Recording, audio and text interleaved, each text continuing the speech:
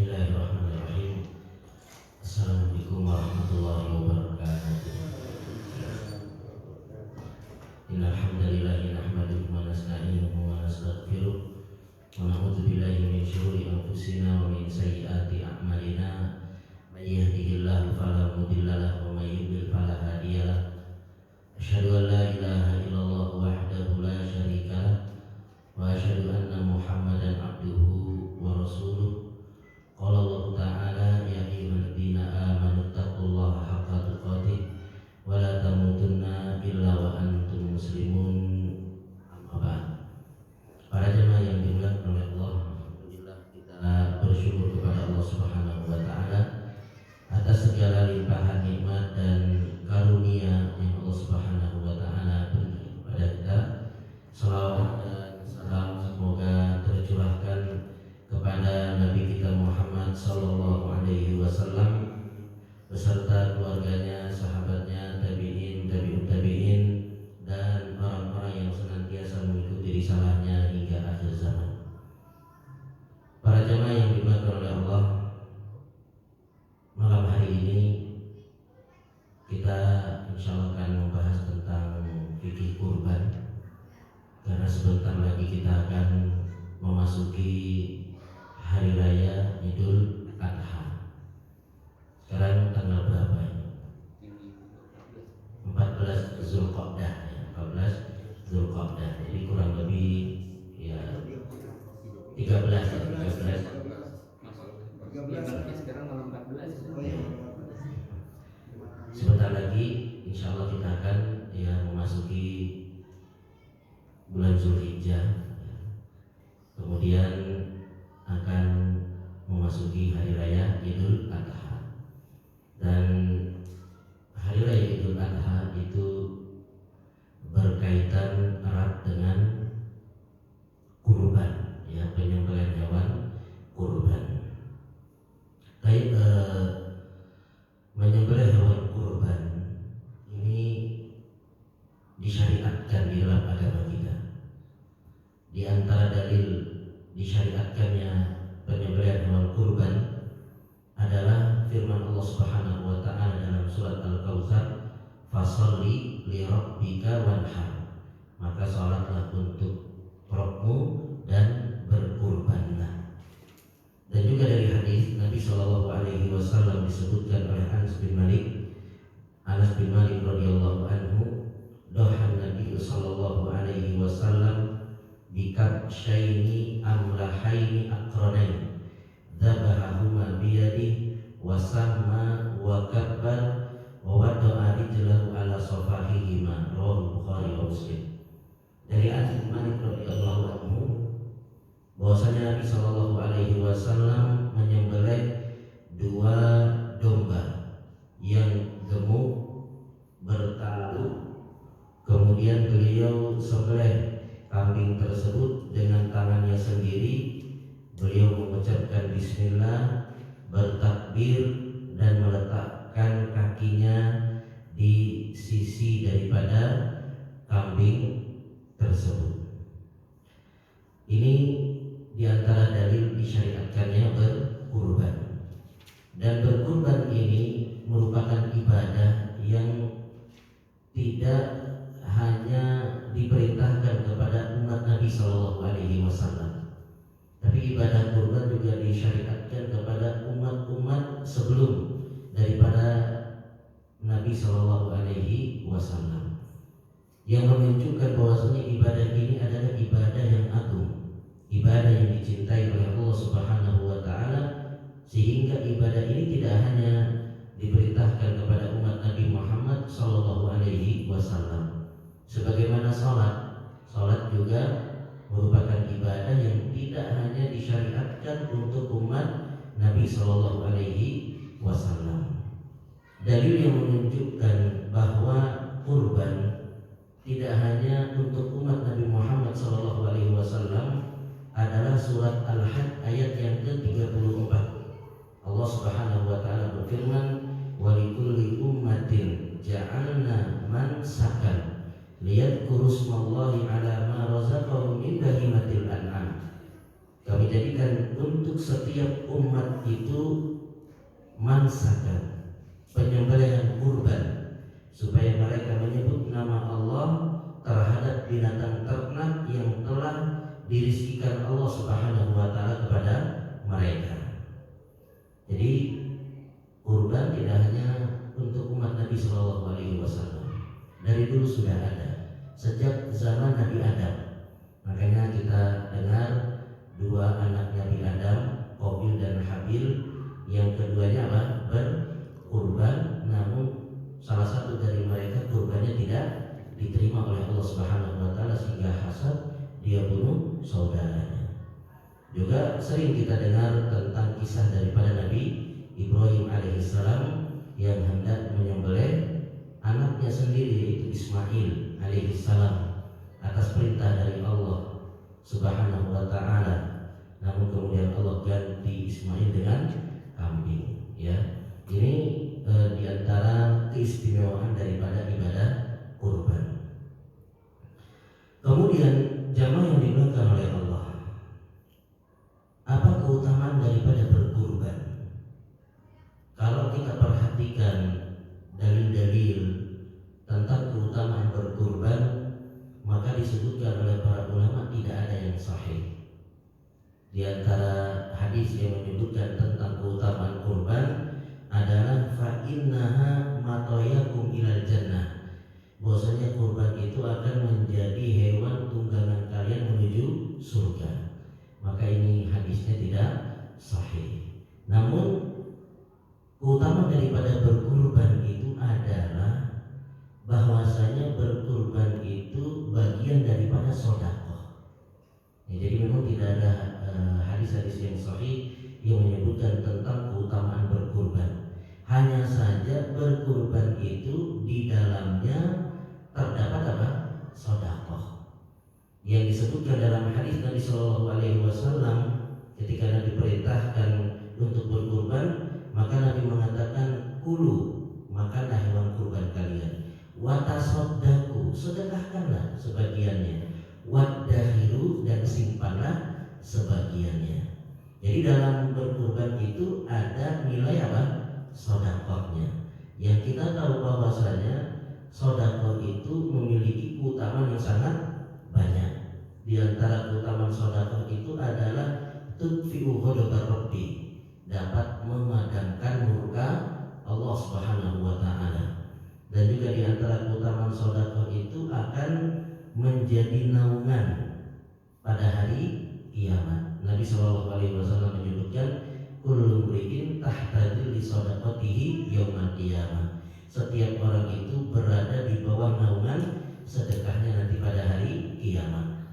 Bahkan disebutkan kurban itu adalah ibadah harta yang paling istimewa. Sebagaimana sholat merupakan ibadah badan yang paling istimewa, maka kurban itu adalah ibadah harta yang paling istimewa. Jadi dia bukan hanya sekedar sedekah, tapi lebih daripada sedekah. Dan juga berkurban itu sebenarnya sebagai bentuk rasa syukur kita kepada Allah Subhanahu wa taala. Karena kita telah diberikan rezeki yang lebih oleh Allah, maka kita apa? Berkurban sebagai bentuk rasa syukur kita kepada Allah. Karena yang namanya syukur itu bukan hanya dengan lisan, dapat gaji yang besar, penghasilan yang besar. Maka bukan hanya kita bersyukur itu dengan mengucapkan alhamdulillah, tapi syukur itu juga dengan hati kita mengakui bahwa semua yang kita dapatkan itu dari Allah Subhanahu wa taala. Kita bersyukur dengan lisan dengan mengucapkan alhamdulillah. Juga kita bersyukur dengan anggota badan, di antaranya adalah dengan menyembelih hewan kurban. Jadi jangan sampai kita dapat rezeki gaji besar, beli macam-macam, beli HP, iPhone, sehingga ada yang buat meme iPhone di tangan kiri, kupon di tangan kanan, ya. Jadi udah punya kelebihan rezeki tapi bukannya diberikan hewan kurban. Jadi sebagai bentuk rasa syukur kita kepada Allah, maka hendaknya kita menyembelih kurban. Dan menyembelih kurban itu juga bentuk daripada takwa. Jadi menyembelih hewan kurban itu bentuk daripada takwa. Karena Allah Subhanahu wa taala berfirman dalam surat Al-Hajj ayat yang ke-37, la yanalallaha luhumuha wala dima'uha walakin yanaluhu taqwa minkum. Daging darah itu tidak akan sampai kepada Allah Subhanahu wa taala, tapi yang sampai kepada Allah itu apa?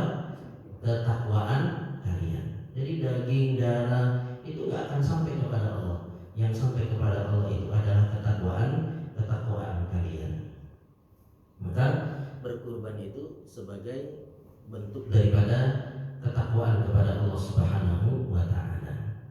Baik jamaah yang dimakan oleh Allah, apa hukum daripada berkurban? Wajib atau sunnah? Sunnah atau wajib, Pak? Hukum berkurban. Ya. Hukum berkurban ini diperselisihkan oleh para ulama.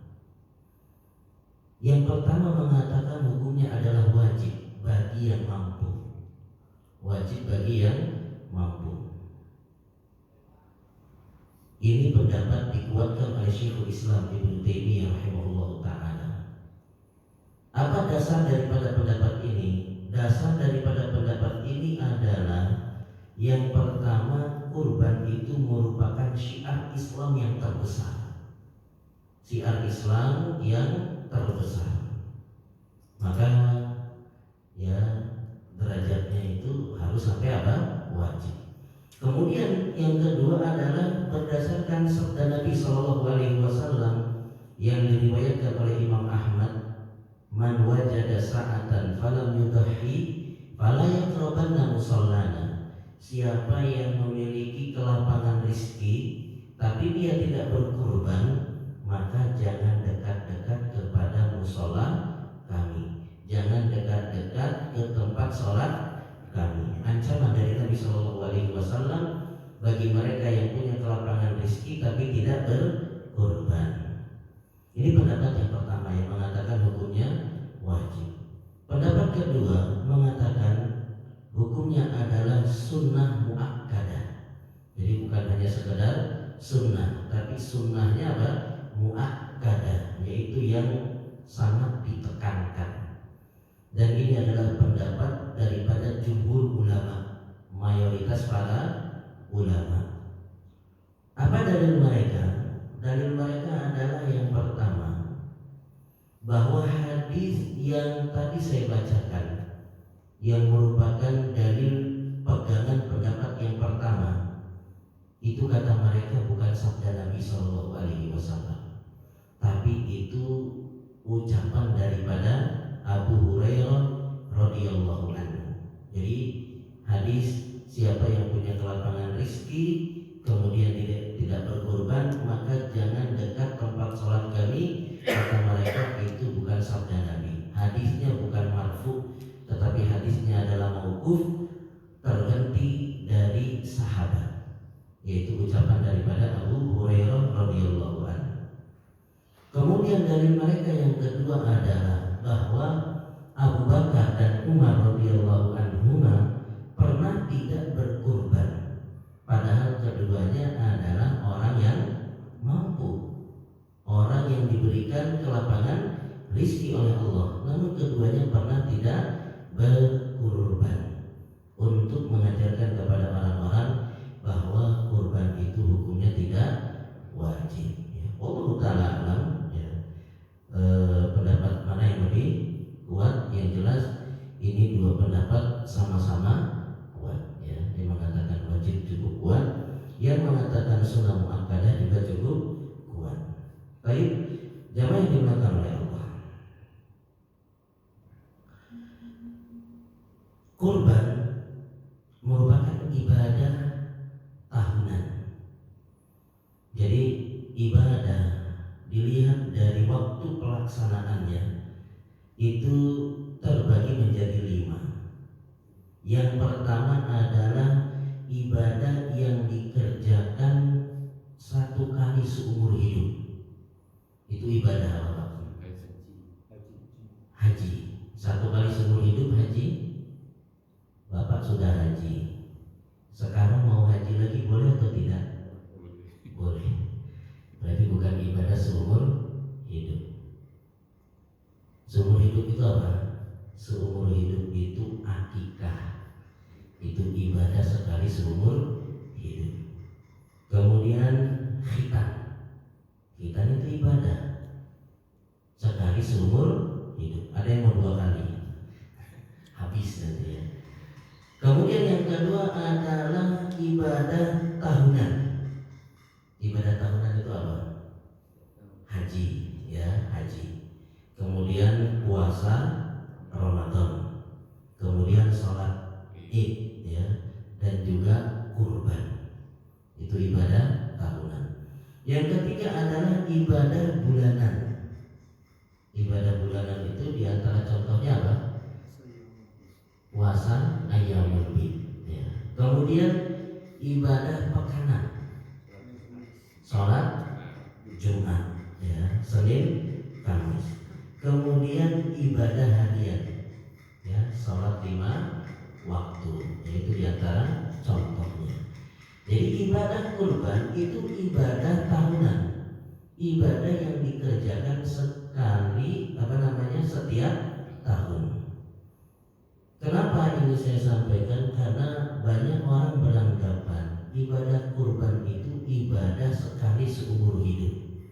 Jadi tahun ini bapaknya yang kurban, tahun depan ibunya yang kurban, tahun depannya lagi anaknya yang kurban, tahun depannya lagi anaknya yang kurban. Anaknya cuma 2, nah sudah selesai.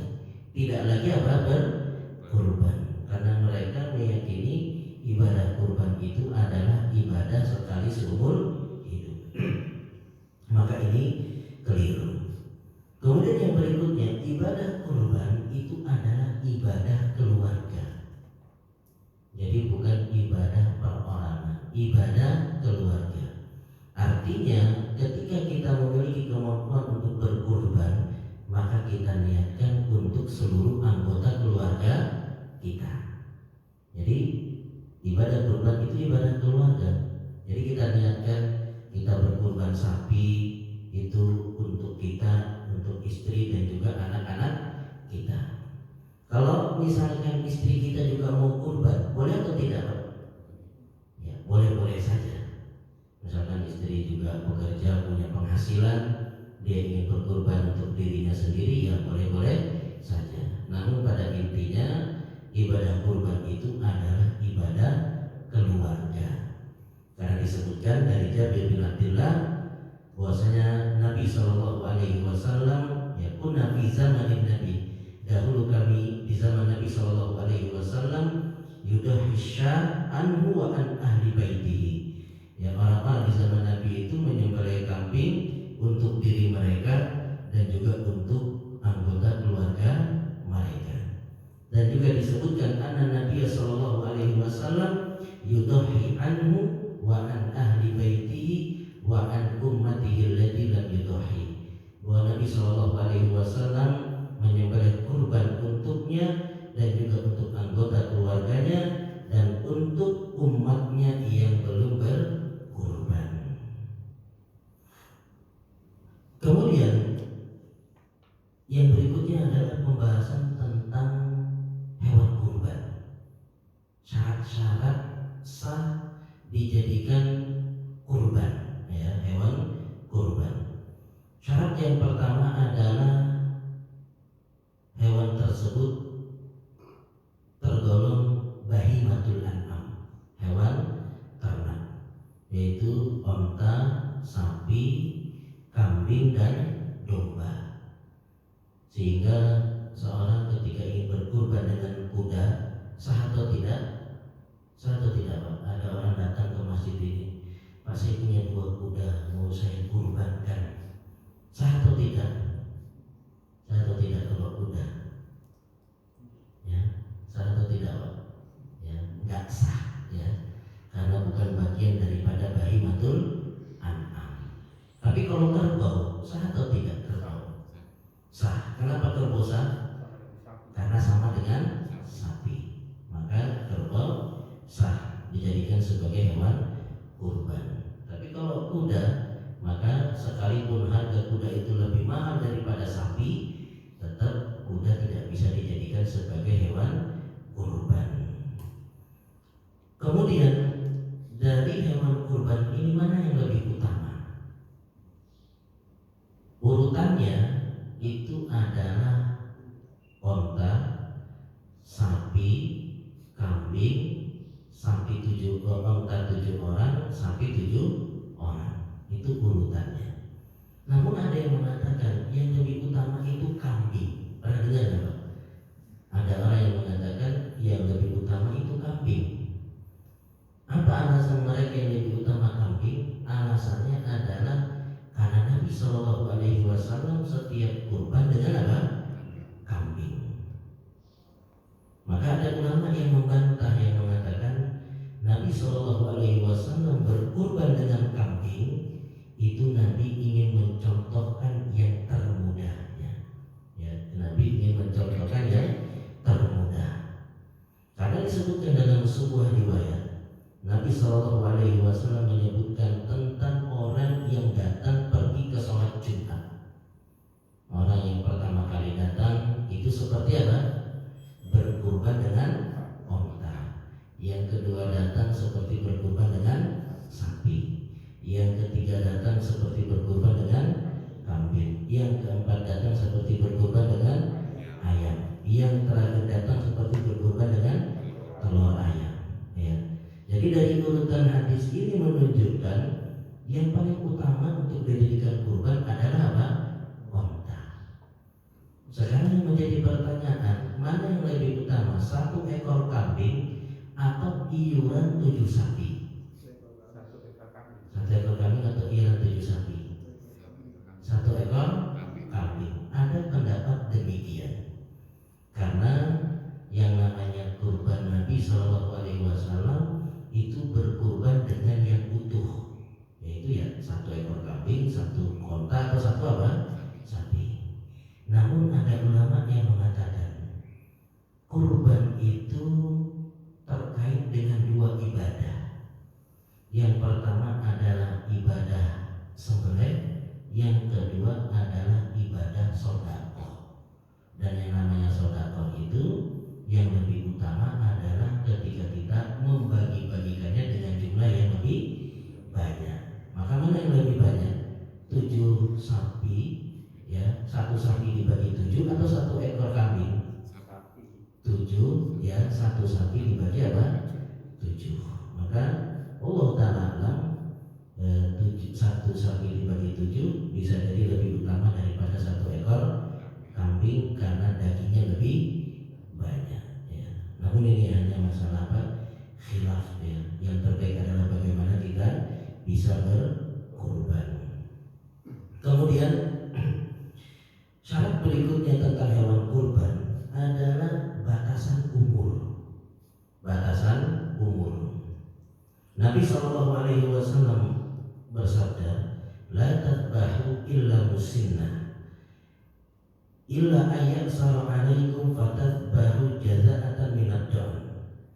Janganlah kalian menyembelih kecuali musinnah, kecuali apabila kalian kesusahan, maka sembelihlah jaza'ah dari ad-dam. Artinya batasan umur dari onta adalah 5 tahun. Jadi kalau misalkan kita mau kurban onta umurnya 4 tahun sah atau tidak? Tidak sah. Jadi batasan umurnya 5 tahun. Yang kedua sapi. Batasan umurnya berapa tahun? 2 tahun. Jadi batasan umur sapi itu 2 tahun. Gak bisa kita berkurban dengan sapi 1,5 tahun. Meskipun badannya apa? Besar, gemuk, ya, maka nggak sah kurban kita. Kemudian yang ketiga adalah kambing, itu batasan umurnya 1 tahun. Jadi nggak bisa umur 6 bulan kita jadikan sebagai hewan kurban. Kemudian domba berapa? Domba itu 6 bulan. Jadi kalau domba boleh yang 6 bulan. Maka masalah ini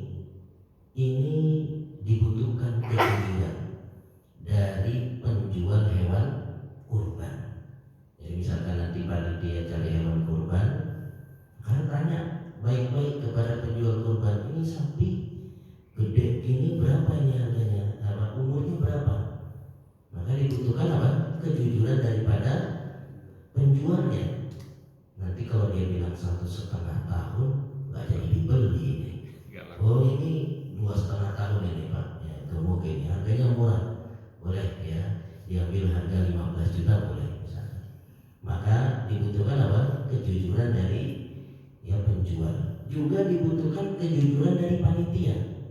Misalkan panitia datang ke peternakan sapi, ya, lihat ini sapi gede banget ini. Berapa ini umurnya Pak?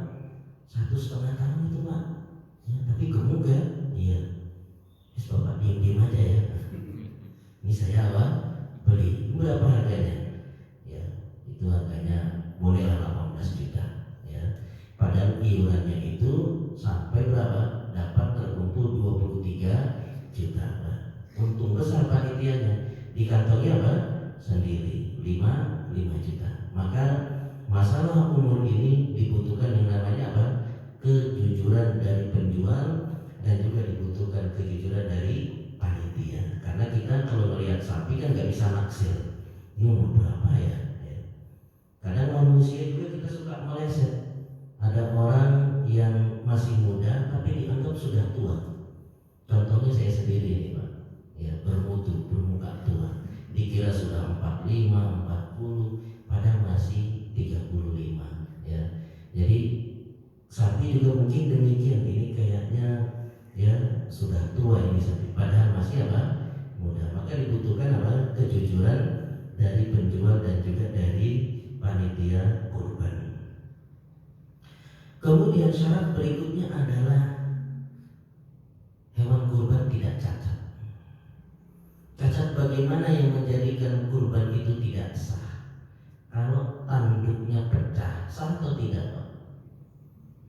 Ya, jadi ada kambing tanduknya pecah, sah atau tidak? Sah atau tidak jadi kurban? Tidak, tidak sah. Kenapa nggak sah? Cacat. Ya.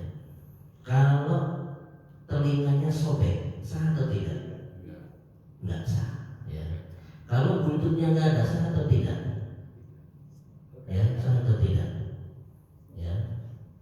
Jadi tanduk pecah, telinga sobek itu sah dijadikan hewan kurban. Karena yang tidak sah itu hanya 4 yang disebutkan dalam hadis Nabi Shallallahu Alaihi Wasallam. Nabi mengatakan arba'un la tujzi. Ada 4 cacat yang tidak sah dijadikan hewan kurban. Arba'un la tujzi fil adhahi. Ada 4 cacat yang tidak bisa dijadikan apa? Kurban. Yang pertama adalah al-awra al-bayyin awruha. Yang buta, yang jelas kebutaannya. Kemudian yang kedua adalah al-maridatu al-bayyin maraduha. Yang sakit, yang jelas apa? Sakitnya. Kemudian al-arja al-bayyin arajuha. Yang pincang, yang jelas pincangnya. Kemudian al-ajfa allati la tunqi. Yang kurus, hampir-hampir tidak ada apa? Sumsumnya. Nah ini 4 yang tidak sah dijadikan apa? Hewan kurban. Jadi yang buta, yang jelas kebutaannya. Kalau butanya masih nggak jelas, ini buta nggak ya? Buta nggak ya? Karena kadang ada mungkin dia masih ada matanya, tapi tidak bisa apa? Melihat. Ini masih melihat atau nggak? Kita kan nggak bisa tanya, bisa lihat nggak? Jadi kalau jelas kebutaannya, baru tidak sah dijadikan apa? Kurban. Tapi kalau masih ragu-ragu, kayaknya buta, kayaknya enggak ya, maka masih bisa dijadikan apa? Kurban. Kemudian yang sakit, yang jelas sakitnya, mungkin kelihatan ya jelas lah apa sakitnya. Kemudian yang pincang, yang jelas pincangnya, itu kalau masih lihat itu pincang nggak ya? Enggak. Kalau masih ada perselisihan di antara para panitia, nah bisa jadi itu pincang yang tidak apa? Jelas ya. Jadi benar-benar pincangnya itu apa? Jelas. Kemudian kurus ya. Kalau kurus itu kan kelihatan, ini kambingnya kurus, sapinya apa? Kurus. Kenapa 4 hal ini ya tidak sah dijadikan kurban? Karena berkaitan dengan daging. Kalau sakit ya itu berefek ya kepada daging. Kemudian kalau kurus juga efeknya kepada daging. Kalau buta sama pincang ada efeknya nggak kepada daging? Ada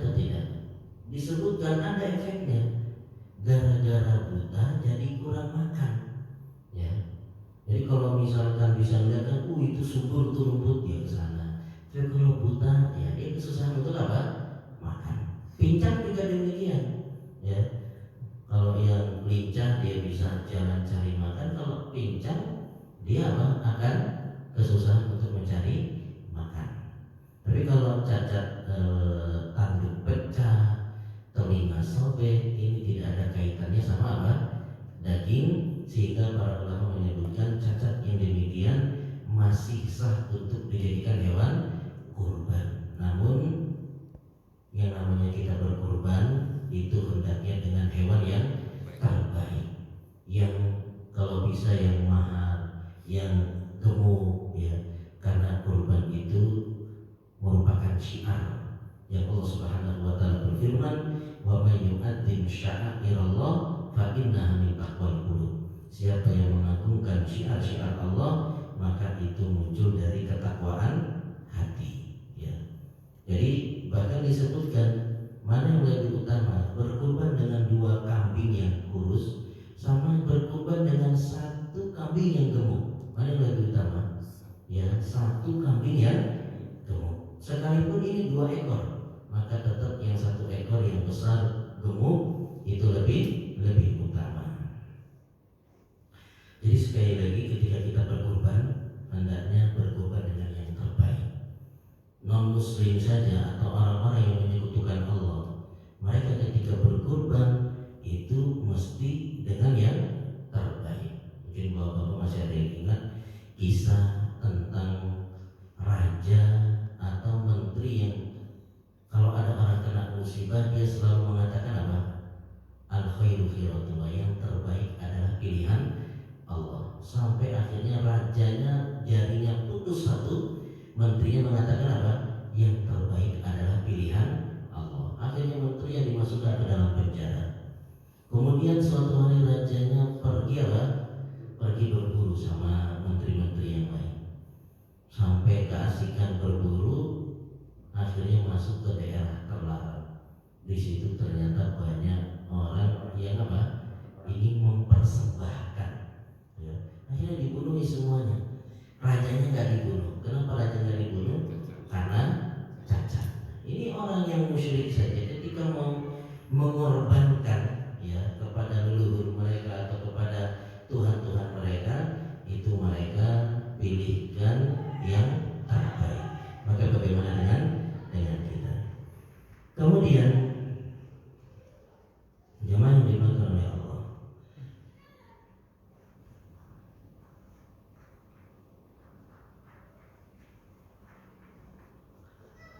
yang perlu kita pahami juga tentang hewan kurban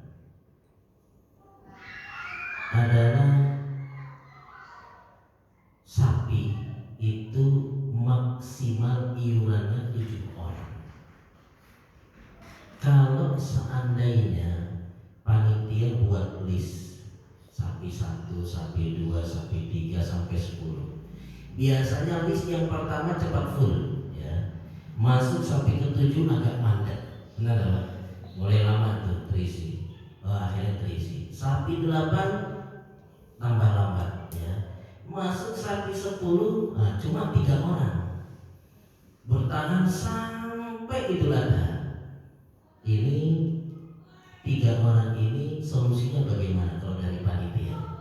Dibubarkan, dijadikan kambing, atau diteruskan? Kalau seandainya yang 3 orang ini udah nggak apa-apa, kita siap, ya, bertiga ini iuran dengan yang lebih besar untuk bisa berkurban sapi. Misalkan sapi harga 30 juta, kami bertiga siap 10 juta, 10 juta. Sah atau tidak? Sah atau tidak?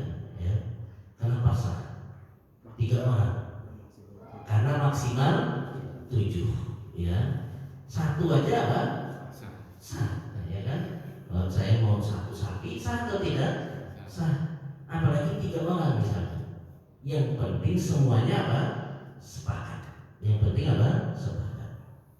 Kemudian misalkan iuran sapi biasanya 3.500.000 1 orang, ya.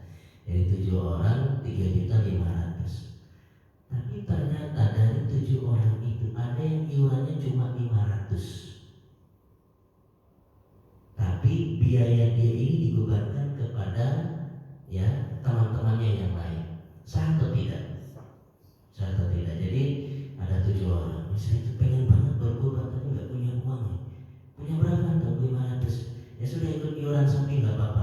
nanti kekurangannya biar kami yang apa?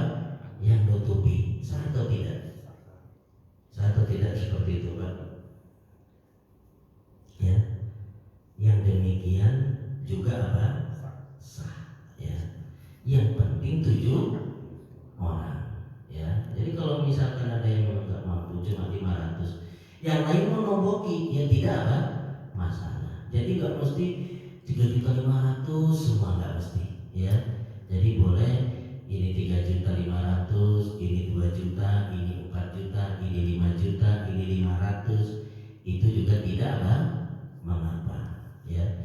Yang penting cuma apa? Jumlahnya 7 orang itu maksimalnya.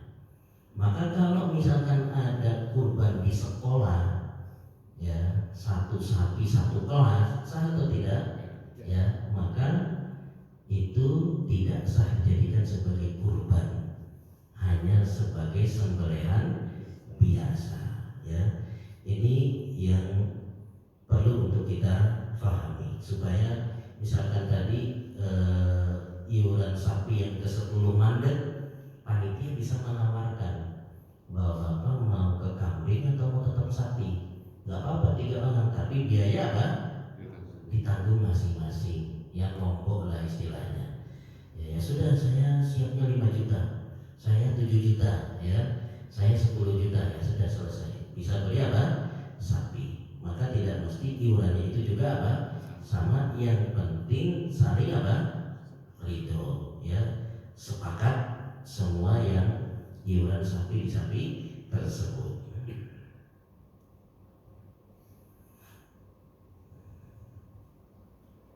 Kemudian waktu berkurban. Waktu berkurban itu dimulai dari selesai dari sholat Idul Adha. Kalau seandainya ada panitia yang dia jaga kambing sama ya, hewan ternak, ya, hewan kurban, dia nggak ikut sholat. Kemudian yang terbaik itu kan orang ketika sholat Idul Adha itu tidak apa? Makan dulu, tidak sarapan. Nanti makannya pakai sembelihan apa? Kurbannya, itu yang terbaiknya, ya. Jadi yang terbaiknya itu adalah nanti seorang yang berkurban dia makan apa? Hewan kurbannya. Akhirnya ada salah satu panitia yang punya inisiatif. Sudah, bapak-bapak, ibu-ibu semuanya sholat, saya tak menyembelih kambing 2, saya bakar jadi sate sama tongseng. Nanti habis sholat bisa apa? Sarapan bareng-bareng. Ini ide yang bagus atau tidak, Pak? Yang bagus atau tidak idenya? Ya, supaya jangan lagi sarapan pakai gorengan. Biasanya kan sarapannya gorengan sama lontong, ya.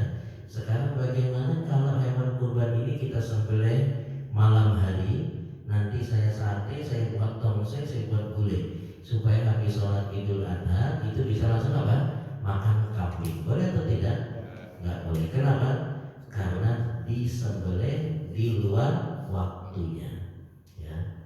Maka Nabi SAW ketika ada sahabat yang menyembelih kurban di sebelum waktunya, Nabi mengatakan syatu kasatu lahmi, sembelihanmu itu adalah sembelihan biasa, bukan sebagai kurban. Oleh karenanya salat Idul Adha itu dianjurkan untuk dipercepat. Berbeda dengan salat Idul Fitri. Jadi kalau salat Idul Fitri itu jam 7, setengah 8, itu bagus diakhirkan untuk apa? Memberi kesempatan bagi orang yang belum bayar zakat fitrah. Adapun salat Idul Adha, maka yang terbaik adalah dipercepat supaya segera untuk menyembelih apa? Kurban. Kemudian penyembelihan hewan kurban itu batasnya adalah sampai hari terakhir dari hari-hari tasyrik. Ya, hari-hari tasyrik itu kapan saja? Ya, 11, 12, 13. Jadi hari 13 masih boleh nyembelih, tapi jangan apa? Sampai lewat malam. Ya, karena kalau sudah maghrib sudah di luar apa? Waktu. Jadi bisa nyembelih kurban itu ya tanggal 11, 12, 13.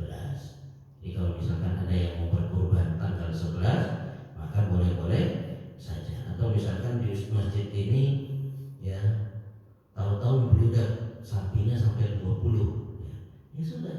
Kalau panitia mau capek, mau ibadah pahalanya banyak, nggak apa-apa, terima. Nanti kita sembelihnya 3 hari. Jadi nggak mesti pas tanggal 10 atau hari raya itu semuanya apa? Selesai. Dilihat daripada kemampuan. Khawatir ketika dipaksakan dibagikannya baru malam hari, itu biasanya kambing pertama disembelih sudah apa? Baru. Ya, khawatir demikian. Karena dibaginya malam. Kemarin ada yang cerita sama saya. Ini tidak menerima kurbannya itu malam. Ya, sehingga udah nggak bisa diapa-apain. Sudah apa? Baru. Mau dimasak dengan bumbu rendang terbaik pun apa? Tetap aja tidak enak karena sudah kurang segar. Ya, maka kalau misalkan batas kemampuannya cuma 5 kambing sehari, maka ya sudah, hari besok masih boleh untuk apa? Menyembelih kurban. Hanya saja memang yang terbaik itu diselesaikan di tanggal 10 Zulhijjah karena pahalanya lebih besar, karena 10 Zulhijjah itu masuk 10 awal Zulhijjah yang merupakan hari-hari terbaik ya. Jadi 10 awal Zulhijjah itu merupakan hari-hari yang terbaik yang Allah Subhanahu wa taala bersumpah dengannya. Allah mengatakan walayalin asyr, demi hari-hari yang 10 itu disebutkan hari-hari yang 10 itu adalah 10 awal bulan Zulhijjah. Sehingga kalau misalkan bisa diselesaikan satu hari di tanggal 10, maka itu tidak mengapa, justru itu yang lebih apa? Baik. Tapi kalau mau dibuat 2 hari, 3 hari, itu juga tidak mengapa. Sehingga saya memperhatikan ketika hari raya tahun lalu atau 2 tahun sebelumnya, itu kalau tidak salah hari raya bertepatan dengan hari Jumat. Ya, benar. Sehingga sebagian panitia memutuskan untuk menyembelih kurban di hari berikutnya, jadi di tanggal 11-nya ya. Kemudian menyembelih kurban malam hari boleh atau tidak? Malam menyembelih kambing ya, boleh atau tidak ya. Maka menyembelih malam hari itu tidak mengapa, namun yang lebih afdol adalah menyembelih kurban di siang hari. Baik, jamaah yang dimuliakan oleh Allah. Kemudian yang berikutnya adalah bagi yang hendak berkurban. Bagi yang hendak berkurban, yang pertama adalah tidak boleh cukur rambut, baik kepala, ya bulu ketiak, bulu kemaluan, atau potong kuku ketika sudah masuk tanggal 1 Zulhijjah. Jadi kalau sudah masuk tanggal 1 Zulhijjah, yang mau berkurban maka dia tidak boleh apa?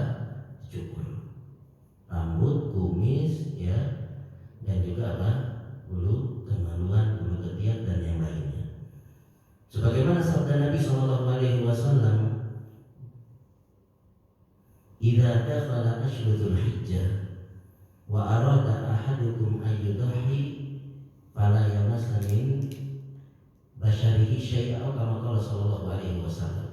Apabila telah masuk 10 awal Zulhijjah atau bulan Zulhijjah dan salah seorang dari kalian hendak berkurban, maka jangan dia sentuh kulitnya, artinya jangan dia mencukur apa?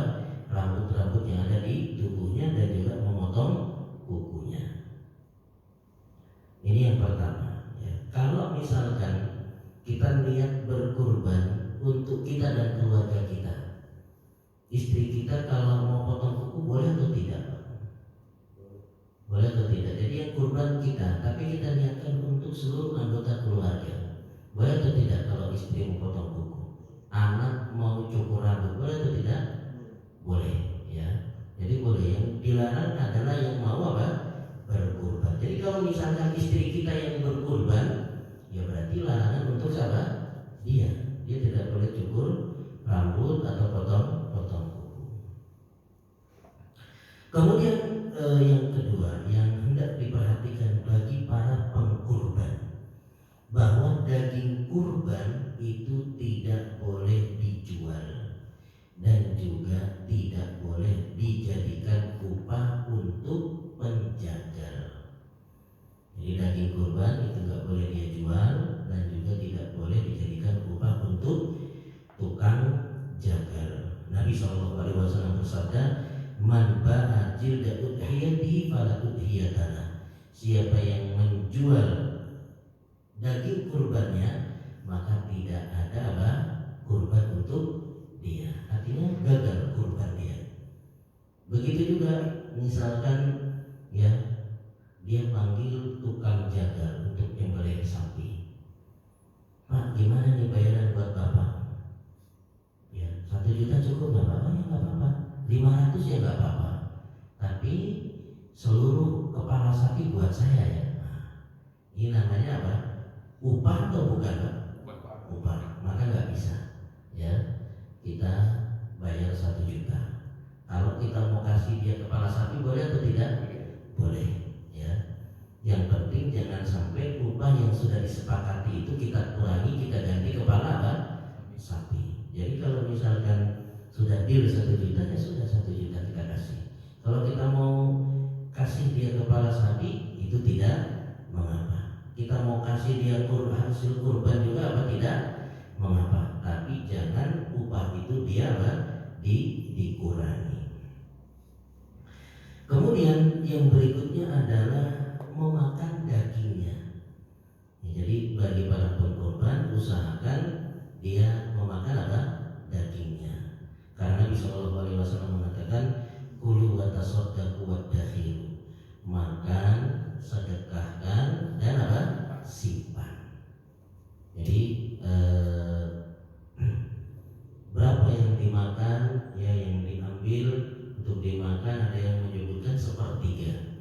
Namun ini bukan patokan. Ya terserah nanti panitia berikan bagi pengkurban itu berapa kilo masing-masing mereka yang berkurban itu dapat jatah berapa kilo.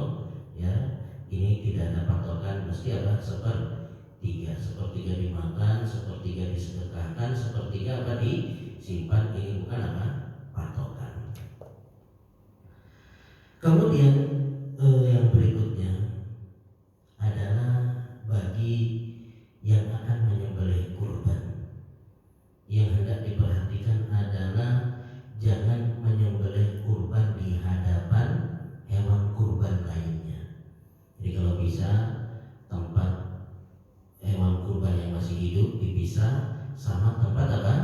Penyembelihan. Mungkin dikasih hijab ya, sehingga mereka tidak melihat ya kalau temannya sedang apa? Disembelih.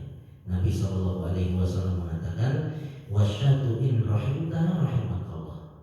Kambing apabila engkau menyayanginya, maka Allah akan apa? Menyayangimu. Maka kalau bisa juga kita banting hewan kurban itu dengan cara yang baik ya. Jadi kalau bisa dengan lembut ya dengan apa? Lembut. Kalau nggak bisa ya sudah terpaksa, mungkin sudah ada 2 panitia yang ketendang sapi. Nah, kadang demikian, sudah sapinya besar, ngamuk-ngamuk ya. Tapi sebisa mungkin kita perlakukan hewan kurban itu dengan apa? Baik.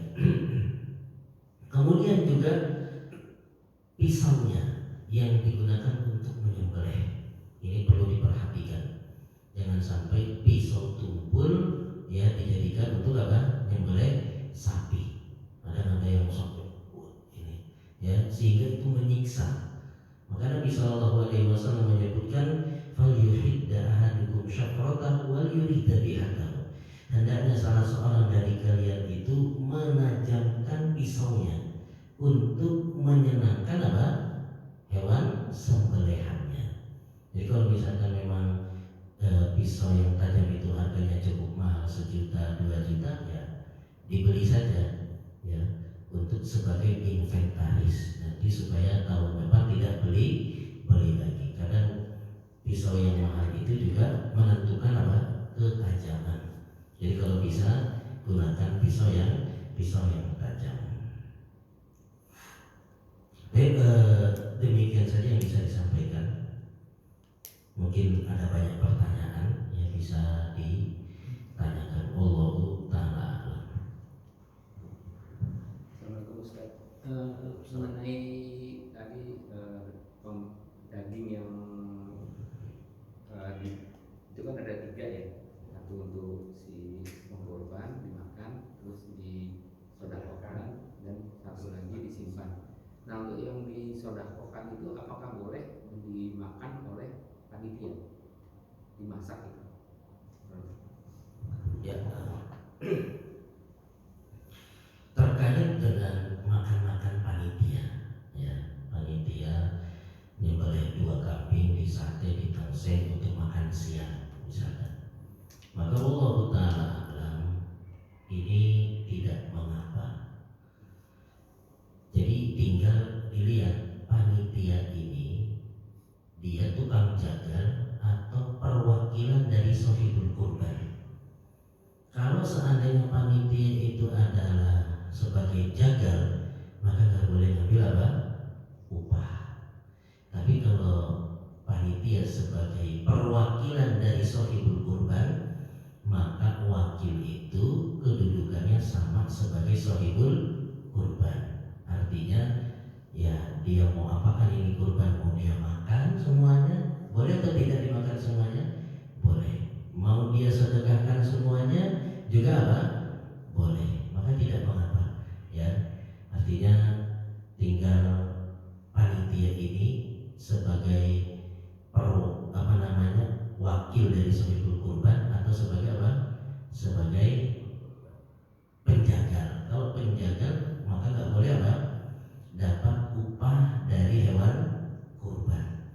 Tapi kalau misalkan panitia ini sebagai wakil, maka tidak mengapa sebagian dari sapi-sapi yang sudah dipotong-potong diambil sebagiannya, kemudian direndam, disop untuk makan siang, maka itu tidak mengapa, ya. Terlebih misalkan makan siangnya di masjid, itu tidak dikhususkan hanya panitia saja, tapi siapa yang datang sholat zuhur mau makan siang ikut juga tidak mengapa. Berarti status daripada makanan tersebut bukan sebagai apa? Bukan sebagai upah, tapi sebagai sedekah, ya. Maka itu tidak mengapa. Yang demikian. Wallahu ta'ala a'lam. Bagian dari hewan kurban itu kan biasanya kulit. Kan tidak kulit, biasanya kulit tidak dibagikan karena tidak semua orang bisa mengolah kulit. Nah, ini bagaimana status kulit ini? Kalau umpamanya panitia, kan sekarang panitia berarti perwakilan dari sohibul kurban. Kalau kulit ini dijual, boleh nggak tuh Ustaz? Ya, siapa yang jual? Kalau yang jual panitia, maka nggak boleh, karena panitia itu sebagai apa? Wakil dari sohibul kurban. Sohibul kurban itu nggak boleh dia jual apa? Kulit. Berarti panitia nggak boleh jual kulit. Dibagi-bagikan saja, ya, ini buat bapak nih. Nanti kemudian dia jual, itu apa? Boleh. Ini udah dibagi-bagikan, ini buat bapak, ini kulit ya. Biasanya kan sudah ada yang nongkrong itu tukang kulit. Ya, nanti siapa yang dapat bagiannya, ya dia jual, dia ambil uangnya, dia bawa pulang. Tidak lagi diberikan kepada masjid atau kepada apa? Panitia. Jadi dia yang dapat, ya kan? Ya, ini buat bapak nih, ini jatah buat bapak. Atau misalkan kita kasih ke panti asuhan atau kemana, nanti mereka mau olah itu kulit atau mau dijual, maka tidak mengapa. Tapi kalau panitia yang jual, kemudian hasil dari jual kulit dibagi-bagikan kepada panitia, maka ini tidak boleh, karena panitia sebagai wakil dari sohibul kurban, yang sohibul kurban itu dia tidak boleh menjual apapun dari hewan kurban. Kepalanya, kulitnya, kakinya, dagingnya itu tidak boleh dijual. Wallahu ta'ala. Ustaz, kalau akadnya pada waktu penyerahan hewan kurban, nanti kulitnya buat saya ya gitu. Jadi mengatasnamakan satu orang lah gitu, buat saya gitu kan. Terus yang pemilik hewan kurban setuju. Nah nanti kulit kurban itu dijual lah gitu ya. Kan nggak apa-apa kan berarti kalau orang lain gitu kan, bukan si pemilik kurban. Nah terus kalau uang hasil penjualan kulit kurban itu diperuntukkan biaya operasi, ya operasi kurban itu sendiri gimana itu Ustaz? Wallahu ta'ala alam, ya. Takutnya ini sebagai alibi, ya, siasat. Nah, itu saya ya, itu ya saya ya. Akhirnya dijual. Nah ini untuk makan-makan panitia. Khawatirnya ini kesepakatan apa? Panitia. Khawatirnya demikian, ya. Takutnya ini mempermainkan syariat. Maka lebih amannya ya sudah, itu kulit kasihkan ke siapa, dia hadiahkan ke siapa. Nanti dia mau kelola, mau dia jual, maka itu urusan dia. Demikian. Wallahu ta'ala alam. Ustaz, Assalamualaikum Ustaz. Waalaikumsalam.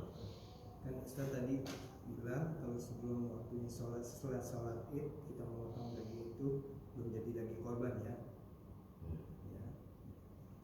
Sekarang dengan adanya peristiwa dari tahun kemarin, Idul Adha, Idul Fitri berbeda. Kita pegang sesuai dengan sunnah Rasul, mata Allah, Rasulnya boleh amri. Saya ngalamin kemarin di Jogja. Jogja itu lebaran Idul Adha yang tahun lalu 1 hari, ya kan? Berarti kan mereka ini tidak patuh dengan uli amri, terus mereka berkorban. Itu jatuhnya gimana korbannya? Karena kayaknya besok seperti itu lagi, Ustaz. Ya kan, karena Muhammadiyah sudah menentukan seperti itu. Nah, itu Ustaz.